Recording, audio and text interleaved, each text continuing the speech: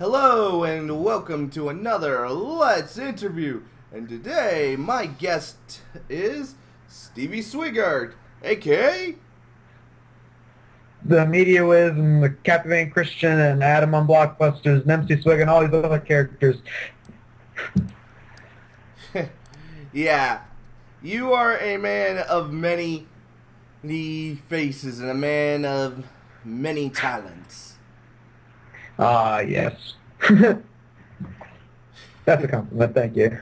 Yes. So why don't you tell us what your channel is focused on? Like on each, we'll go, you'll go through each persona and which one does what and what to expect.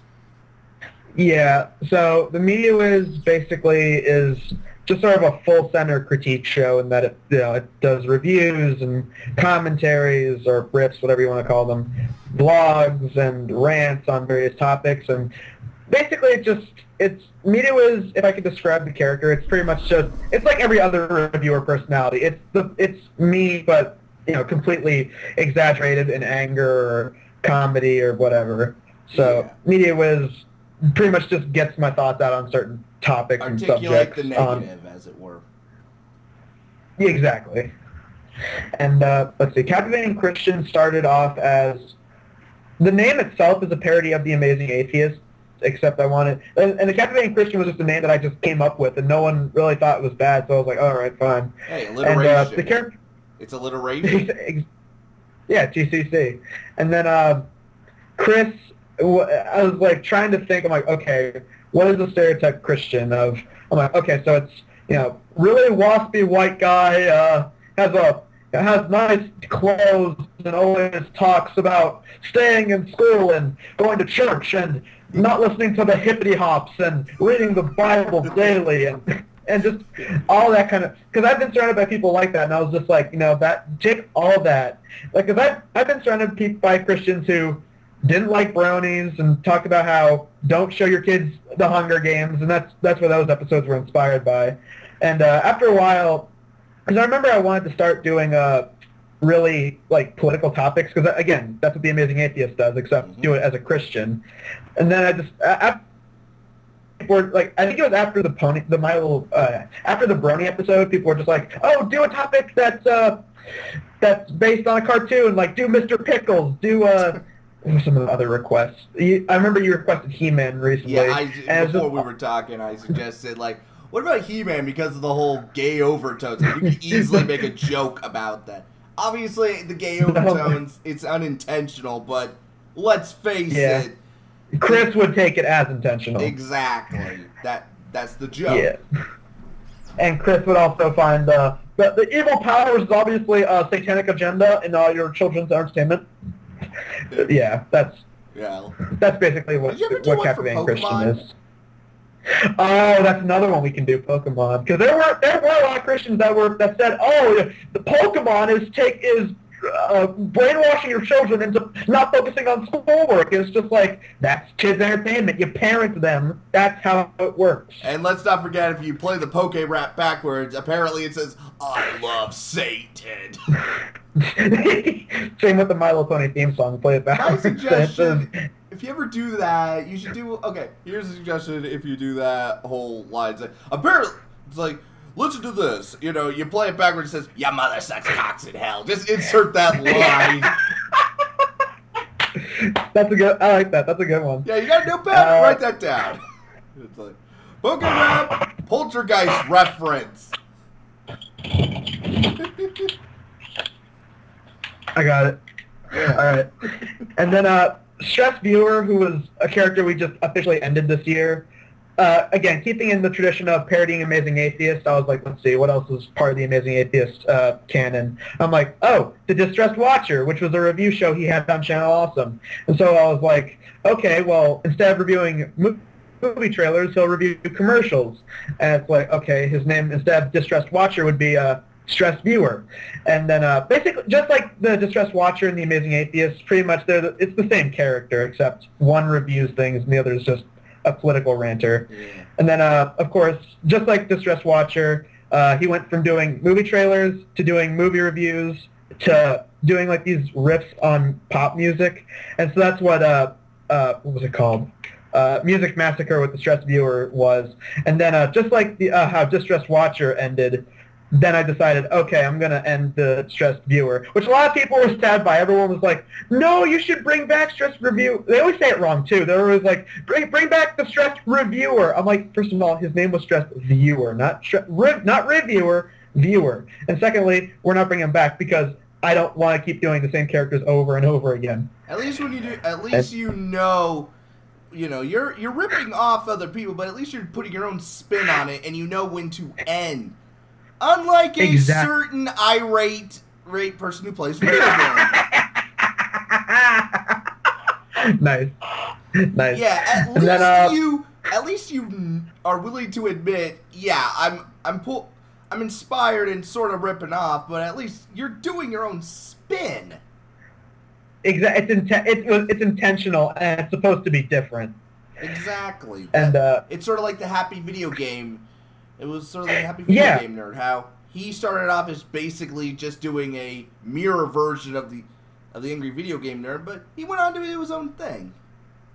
Yeah, and I love Happy Video Game Nerd. And yeah, that's where a lot of the humor from Chris came from, is that it's like, because I noticed a lot of people were doing the same thing with video game reviewers. Like, they did a Third-Rate Gamer, the Game Boob, and I'm like, well, people can parody bad internet reviewers. Can they parody bad ranters like Amazing Atheist? Because I don't like the influx of angry video game reviewers and those ones. You want to know what the worst one apparently was?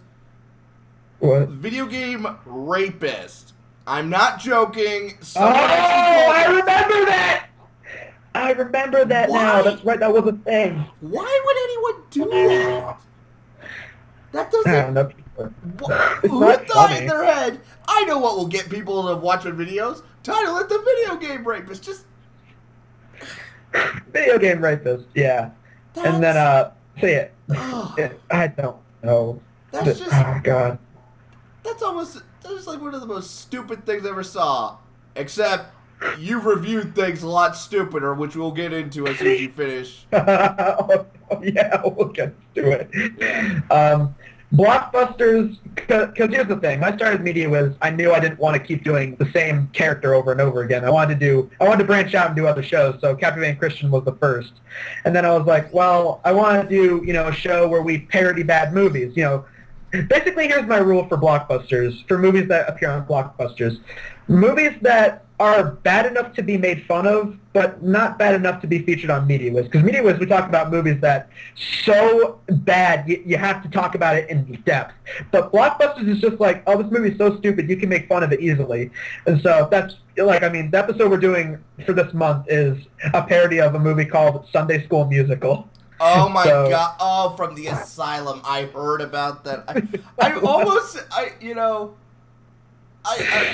know why a lot of people don't want to review asylum films, because they pretty much have the reputation of, what can we talk about? They're so bad. Why even bother? They're basically, hey, what's popular right now? I got The World's End right here. We can make a movie called The Planet's End. But Sunday School Musical, I hate to admit it, but something like that actually could work. That could work during the time. If they actually put effort into it, I can sort of see, for the whole, the suburban neighborhood, Christian Southern family. The typical white fence, middle class white people. Exactly. I could see it working, but dude, ugh. The worst part is I actually watched like the first 20 minutes of it, and I'm just like, even as an not because I was an atheist, I'm just like, this is stupid. I'd rather watch High School Musical. And High School Musical, if you're in the right mood, that movie is perfect to make fun of. Exactly. It's stupid, but at least it's harmless. Exactly, but Sunday School Musical tries to have a good Christian moral, and it doesn't come out with any moral, really. The entire movie is just, go Jesus!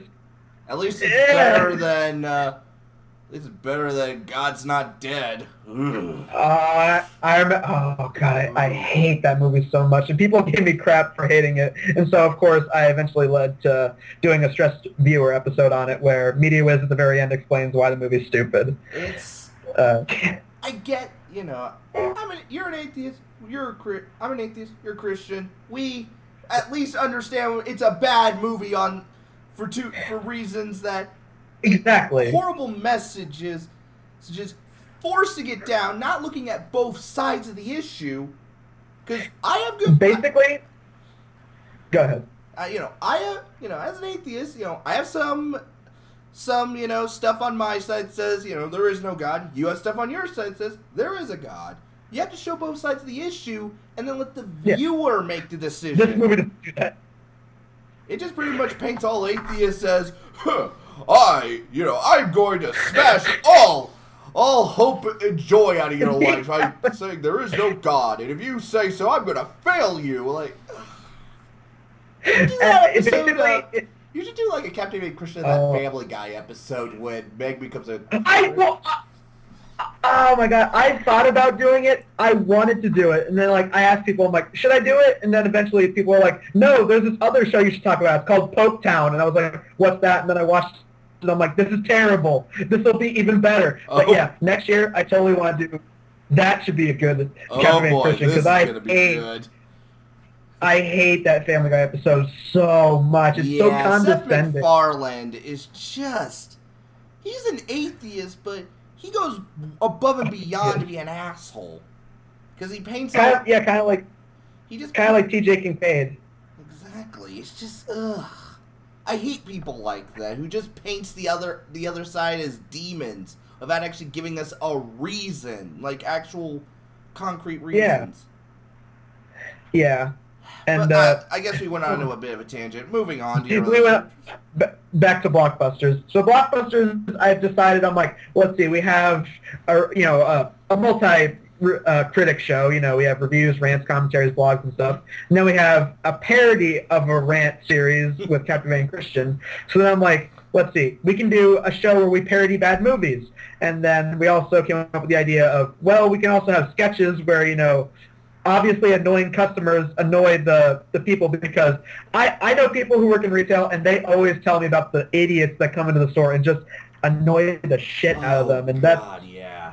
I got friends like that too. I have friends who's worked at like one of those, tech support. Who knows which is worse, being a tech support guy or working in retail? You're still working with the idiots. That could be a good. That could be like a good episode of Blockbusters, of seeing what would happen if they worked in tech support. Yeah, write that down. That's a good one. I like that. Blockbusters go tech support. Or at least they have to work at, like, I don't know. It's like, my VCR isn't working! Oh, that was like the second episode, and I love... People love that episode so much, and I was like, I know this is going to be a good show. And I tried making the episodes longer, because last year it was that we'd always have like 2 short episodes, but now I want it to be, 1 episode of Blockbusters a month, but make it really long and make it really good. So that's why most of the episodes are a lot longer than they used to be. Yeah, and so far, and my favorite episode from this season so far has to be the Equestria Girls parody, because that was the hardest one to put together, because I had to go back, watch the movie, take down notes, and then I had to Photoshop the MC Sliga cartoon into the movie and do all the voiceovers, and then I had to get actresses to do voices for the characters, but it came out really good. I gotta watch that one. You have a lot of videos I really need to watch. It's okay. I watch a lot of other YouTubers, and no offense, you're kind of lower on the list of people. Like, okay, I finished all these Yogs Cast guys who keep putting out so many videos, and then I'm like, it's getting late, I can't watch yours. I'll do it tomorrow, and the cycle continues. It's all good. It's all good. Yeah, and then and then lastly we got MC Sliga. So MC Sliga came about because I knew I wanted to do, I wanted to continue doing parodies, so I was like, let's see, I listen to a lot of parody music, and there's a lot of parody musicians on YouTube, And I was like, all right, so I'll create a character for it. And the one that I noticed had like one of the biggest fan bases was Rucka Rucka Ali, who I do like. And so I decided I'll basically make a character who's an obsessive Rucka Rucka Ali fan. Ah. You know, always basically tries to be like him in every sense of the way. And so, you know, speaks in ghetto slang, even though he's obviously white. And so then MC Swigga came out, you know. Better. Exactly. And I started doing lip sync videos to Rucka Rucka Ali songs, and then after a while I was like, no, I want to do actual parodies. And the first one I did was like Smells Like KFC, I think was the title. And ever since then, I just decided to keep going. And then people were like, man, these parodies aren't that good. You should keep the character around. And I'm like, okay, well, I guess I'll just continue to do, you know, like videos where he's just talking to the audience. And so we had Swigga's green screen, which I admit wasn't very good. That was pretty lame when it was around, so I decided to cut it short. And then I decided to do sort of like Vine videos where Swigga's just like talking to the audience, you know, for like a couple seconds. And yeah. Hey, it works, you know. Some things don't always work. And, I mean, let's face it, writing a parody song is a lot harder than a lot of people say it is. Yeah, it is. I mean, I don't know how the Yogscast were able to do it, especially, you know, when it's like screw the nether instead of move like Jagger. I mean, that I could never think of something like that. Oh, that's right. That's right. Yeah, and people like Key of Awesome and Bart Baker, like those people make a living off of that, man. I know. And don't forget Weird Al Yankovic. I mean, he has made a career. Weird Al, who started the thing. Yeah, he made a career off of that. And you know what else? You know something you never noticed? He doesn't go blue. He is family friendly. Yeah. So yeah. how are we able to do all this, still remain family friendly, and still remain enjoyable? Stars must have lied to when he was born. Yeah, right. Yeah, like that is the one thing I will say when it comes to, because I did a video about it already where I did a epic media battle, Weird Al versus Rucka Rucka Ali. The fact that Weird Al can stay so clean and yet stay so awesome is pretty sweet. Yeah, and you know, I listen to Rucka Rucka Ali. Also, my favorite, of course, is Go Cops. You know, that was a good one. Yeah, I love Go Cops. That one was my favorite for just how, and he could go so blue. It sort of does a 180 to awesome. It's kind of like this. I think I would call it the South Park effect, where you go blue. Exactly. You're funny, but you don't go far enough. They become like Mr. Pickles. Yeah, or God forbid, inappropriate comedy, which I still love that episode. I hate that movie. That movie's terrible. And now, why don't we move to one of your biggest things that you have done on your channel? The Sonic Chew times. Sonic Chew, yes. Ladies and gentlemen, this man is braving Sonic Chew. My God. It's an atrocity. So, okay, I guess I might as well talk about how I came to do the Sonic Chew reviews. So, I remember a long time ago, I watched the Hardcore Kids Top 10 Smegged Up YouTubers list, and number 2 was Chris Chan. And at the time I was like, Fred. What? Who could take over Chris Chan? Fred. Who? Fred. Never heard of him. I don't know. No, Fred, the guy with the squeaky voice. Oh, Fred, they said Shred. Fred. Really? I think I would put Chris Chan number 1 because Fred is just annoying. I mean, but it's an act. Yeah, Hardcore Kid admitted that in his top 7 mistakes list. He was like, yeah, Chris Chan should have been number 1 and Fred should have just been 2, which I completely agree with. Annoying, but anyway, you know he's acting. At least it's all a joke. Exactly. At least it's a really bad joke. It's a bad joke. Exactly. It's a bad joke, but it's a joke. So Chris Chan is 100% serious about this, and he needs help. Ugh. So he mentioned that he was the guy that wrote a comic called Sonichu, and I was like, what is this? And like I saw the artwork, and I was like, this looks like something a 6-year-old would draw. I know. And so I looked. So I started reading it, and I started telling my friends about it, and my friends were like, this is like in the earliest stages of Media Wiz. Like, this is before I even started making videos. They were like, oh, dude, you should talk about this. And, like, you should read the comics and do reviews for us, because that's basically how I started. I was just, like, get together with some friends and basically talk to them about all this crap that I would find and talk to them about it. So I read Sanchu issue 1, and then on and on and on, and I would tell them about how bad it was. And eventually I decided, I'm like, you know, I should put these in the video format, you know, show off how I don't like Sonichu. But then I was like, people are talking about how Chris Chan's an old topic and don't talk about him. But then I started noticing that Chris Chan got back into popularity with macing an employee at GameStop. And I was like, you know what? Screw it. I'm like, I'm going to bring back Sonichu. And it was when last year in December, I was trying to think of stuff to review, and I was like, let's see, I haven't really reviewed a comic in a long time. So I was like, let's see, what can I do that's Christmas? And I was like, well, there is a Sonichu issue that's Christmas. Oh, boy. So I did it for that.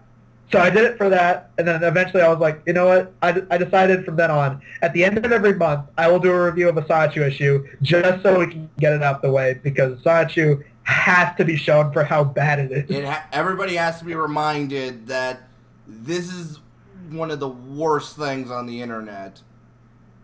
Poorly drawn. It is. Poorly drawn. Terribly written. Let's run through all the sins. Poorly drawn. Poorly written. Poorly written. Pornographic. Oh, issue 8! Oh, God.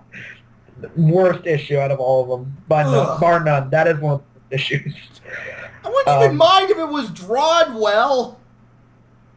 Oh, God. If it was drawn well, it'd be like, eh? Okay, it would still... At least it's... You know, you would just be like, okay, whatever. I mean, it's the internet, but when it's this poorly drawn, you can do better on MS Paint. I should know you do my thumbnails exactly. for me. So, yeah, it makes it even not only creepier. It makes it. Ugh. Also, yeah, Sonichu, it actually is a decent idea. You know, at least for a character like fusing Pikachu and Sonic. Like, I don't know, maybe the plot is that there was a teleporter accident. They got fused together. They have to save both worlds. Yeah. Oh, someone actually did a remake of the comic, and that was the plot, and it was good. Really? Huh? Great minds think alike. Hmm. Yeah, right. Yeah, I'm just trying to think. I would think, how would they get to the, what would, create Sonichu, and what would be the plot? And I just think, a teleporter accident, because you see that in sci-fi, someone gets teleported and either the mind gets put into one body or both bodies are fused together or something. I could picture that, being a Rick and Morty episode, just, like, they try to make a Sonichu, and then it comes out, like, all, like, distorted, like, kill me! Exactly. And I can totally see Rick and Morty. Was a bad idea, Morty. I love that show. That show is awesome. I've gotten into it. It's so funny. Oh, yeah. It gives me hope that adult cartoons can actually be good. Yeah, because it's really only one of the few things I'll actually watch on Adult Swim that's actually decent. Yeah, although on Hulu they do have some of the old Adult Swim shows like, C-Lab 2021 and stuff like that. And Harvey Birdman Turning a Lot, which I now appreciate even more. Yeah. Yeah, that was a good show. Yeah. I miss it. Man, remember when Adult Swim used to have quality? Man. Yeah. Yeah, remember when when you started going through, we're rising out of the fact that we went into a pit of crap. Yeah, we went from Sonichu to Rick and Morty to old school Adult Swim. Yeah, now I'm talking about, like, cartoons in general now I'm thinking about it. Yeah. I mean, look at MLB. That, like, started the rise of great, cartoons. For this decade. Well, I mean, not decade, I mean... Generation 3 sucked hard, and the Newborn Cuties. Well, let's just put it this way: I'd rather read Sonichu than Newborn Cuties, because at least I can think. At least something is happening. How bad it is. At least something is bad's happening. Exactly. Something is happening, but it's so I think there should be an episode of Captivating Christian where he looks at newborn cuties and he's just like, and then it cuts to him. He's like, "Oh, what's this?" He looks at newborn cuties, and then immediately cuts back to him. He has like, you have markered like upside down crosses all over your face, and he's just like, "There is no God. There is no God." And then just end the episode. Just end the episode. He doesn't need to do a review. He's just. I gotta write this down. G3 newborn cuties. Chris episode. Exactly. And then the next, there could be like maybe a small arc or where you're like mentioning, so throughout some of your reviews, like, "Hey, is Chris doing well?" And he's just like, "There is no God." It's like, nope. And then eventually, after the better. I can just picture Media Wiz just like, "Is Chris doing well?" And then like it's like, "Wait, why do I care?" Leans in, and Wiz, "He's not doing well. I'm happy." Exactly. And eventually, he comes back, maybe at the musical or something. It's like, hey, yeah. Wait, I know who could help us. Bible Man, and that's when you do like a media review of it. And that's how I he gets remember back. Bible Man. My God, such a oh God. Yeah, and I love how his solution to his problems is praying and let someone else do the job for him. Exactly, he's not a hero. It's just worst I can just picture superhero ever, because technically God did all the work. God's the superhero. Yeah. Exactly. That's like saying, to quote Brad Jones, that's like saying Commissioner Gordon's a superhero because he works the bat alarm. Exactly. Oh my God. Oh God, there is some pretty crappy programming, isn't there? And thanks to the internet, we can dig it all up and parade it. It's corpse all over. Yep. Although I suppose another proof that there is no God would probably have to be Here Comes Honey Boo Boo, but I think we all knew that one. I wanted to do a Media Wiz episode of that, but then I saw the whole controversy about the dad being a pedophile, and I was like, I'm not doing that. Yeah, that's a little too far. And plus the whole little, those like 4-year-old pageants. That's way too creepy. Oh. I've seen news articles where it turns out like certain moms in those pageants would give their kids Botox, and I'm like Botox is blowfish poison. Exactly. I'm like you're giving that to your kids, your 4-year-old children. That's a neuro. What? What? Yeah. I think it's we humans that just make God face palm so many times. He has like a permanent mark on his forehead. He's like, okay, I remained quiet during the Crusades. Okay, you misinterpreted some of the stuff I did, especially with the whole "thou shalt not kill." But you know what? Okay, it's a different time. But why would you make Honey Boo Boo? Why? And why would you give Duck Dynasty another season? Yeah, why? Why is Donald Trump running for president? Why are you supporting him? and Kanye West running for president, man. Sometimes I just want to blow up. Why are you letting Kim Davis speak for me? Why aren't you supporting this new pope a little more? He's at least the most sane man there. He at least has my official approval, so give him that. I know. It's just... as an atheist, I'm willing to admit there could be a God, if I got the proof. But at this point, I'm starting to get more proof there is no God, or at least he's just given up. At this point in time, I just like to think that God just looks at humanity and just goes, man, that's just, no, don't. It's basically, the world is the internet, and God is that person that cringes every time he sees things. Yeah. He's just like, ugh. Satan's like, God, you having a problem? Yeah. Humans being stupid again? Yeah. Boy. Yeah. I have to agree with you on that. I mean, I run hell, and even I admit that humans are being pretty free. I can just picture Satan just like, man, it's like I'm the source of all evil, but even I'm gonna admit, Honey Boo Boo, that's too far from me. I'm not gonna. Exactly. No, that's worse than the 9th level of hell, man. Yeah, maybe that's the hidden 10th level of hell. And Dante was just after he saw that, he just like, I refuse to let anyone know about this because no one deserves. He's like, I'm not writing about that in my book. No one should have to know the punishment of that circle. Ugh. Yo, and also you get Duck Dynasty, Donald Trump, you get all those Jersey Shore. Oh God, yeah, Jim Davis. Oh God. What's that guy's name? Mike Huckabee. I hate that guy. Same. I hate him too. You know, Christians are good people. I'm talking to you, and you're a great person, but the religion has way too many assholes at the top.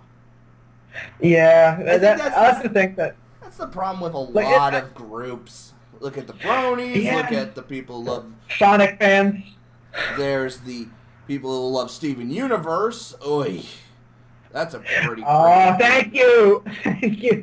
There's that. I'm a big fan of Steven Universe, but the fan base is just so hostile. I'm with you on that. I'm with Steven Universe, Gravity Falls. Gravity Falls fan base seems to be pretty good. Well, they're tame. They're tame in comparison to everyone else. The only arguments you really get out of it is, you know, I have a theory, and it's like, no, my theory's right. No, my theory's right. At least it's more of a debate. just like the Five Nights at Freddy's fan base. That's I am not a big fan of Five Nights at Freddy's, but not because I think the game is lame. But that game terrifies me. As a kid, you know, I was like 7 years old. I went to a Chuck E. Cheese, and the animatronic was dying down during the Happy Birthday. Oh God! Yeah. I'm a 90s kid. I grew up with Chuck E. Cheese, and I had to suffer on my birthday a nightmare Chuck E. Cheese. I grew up with Chuck E. Cheese too. It was such a cool arcades. Thing. Ah, the arcade. Maybe you should make a character who's just nostalgic about everything. Oh God, the retro fanboy. The retro nerd. Retro nerd. Hi guys, today we're gonna No, hold on, I got it. It's retro nerd. You know, you have like a jacket, you have like like an R or an N. You can either be nostalgia nerd or retro nerd. Today we'll be talking about Chuck E. Cheese. Today we're going to be talking about VHS tapes. No, wait. Not retro, no. Betamax. Records. The Brat Rock. Maybe that should be like a one-time episode, see if people like that one, but... Yeah, that's not a bad idea. Retro nerd. I like seeing, some of the old school stuff. That's why I like going to garage sales of, like, old people. It's just cool to see stuff from the 50s. Yeah, it is. Everything has sort of, like, art to them, whereas now everything is just sort of smoothed out and generic. Yeah. Yeah, everything nowadays feels like it's trying to either repeat the last few decades, or it feels like it's trying something new that's bad. Exactly. So, yeah. What exactly inspired you to just become a YouTuber anyway? Like, what was that big leap that pushed you? That's a good question. Well, I think I wanted to do it mainly because I wanted to put videos out. And I remember I started putting videos on Facebook and like a couple other sites like that. And then I decided, no, I want people to know who I am. So I decided YouTube. That works. Hey, you don't know until you try. I mean, look at me. I have a small popularity. Yeah, and right now I'm currently at 55 subscribers, so I'm pretty satisfied. Hey, look at it this way. Some people never even get past 10. And hopefully this video helps you out. I mean, this is kind of why I did this whole interview thing. I'm a small YouTuber in comparison, but the thing is, I sort of got up because I got help from other people. So just helping someone else up really helps. Plus, I got a chance to meet some good people like, the Rowdy C and even Guru Larry. C, yeah. So, That's you did meet Guru Larry.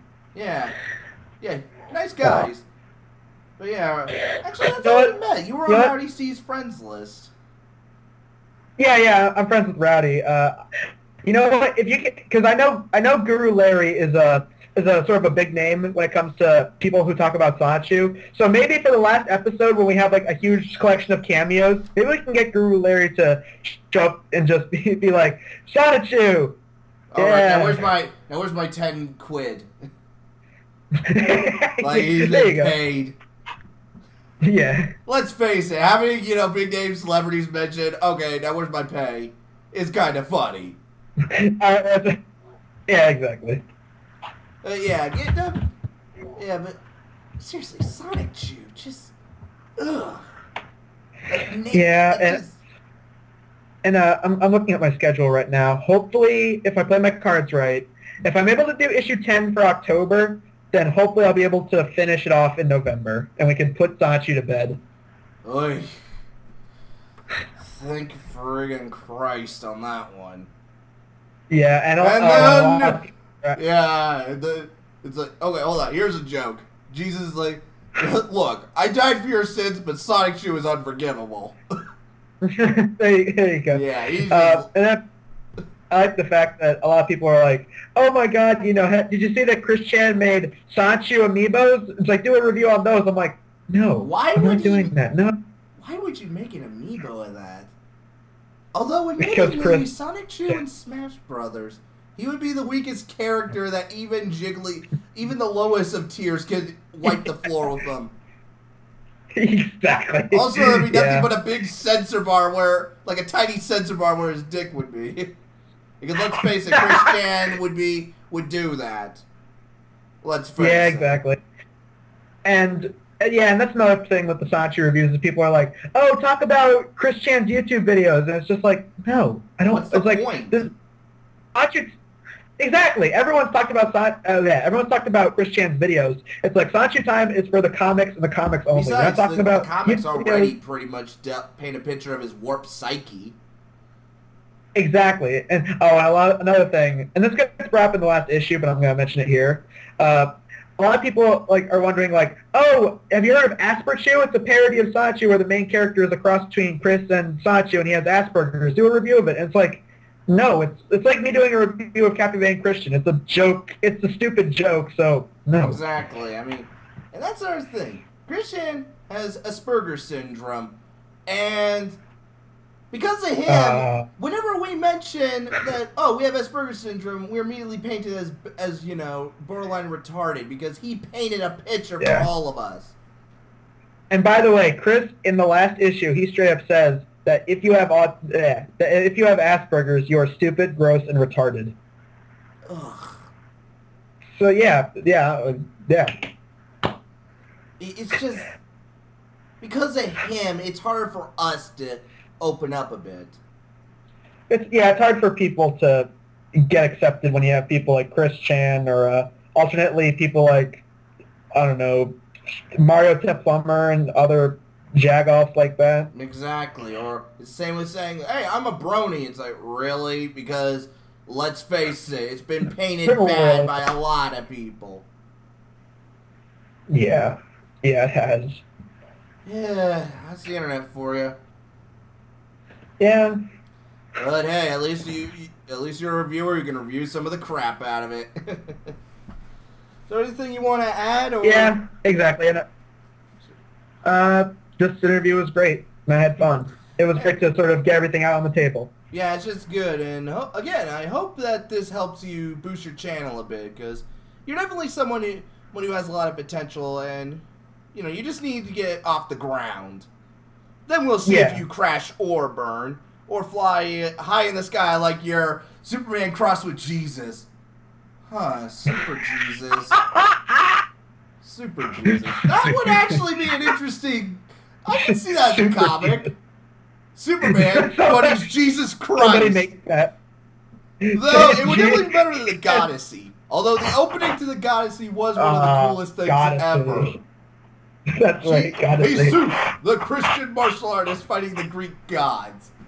Yeah. Oh, God. And on that I would note, watch that. we'll see you next time. Bye. Take it easy.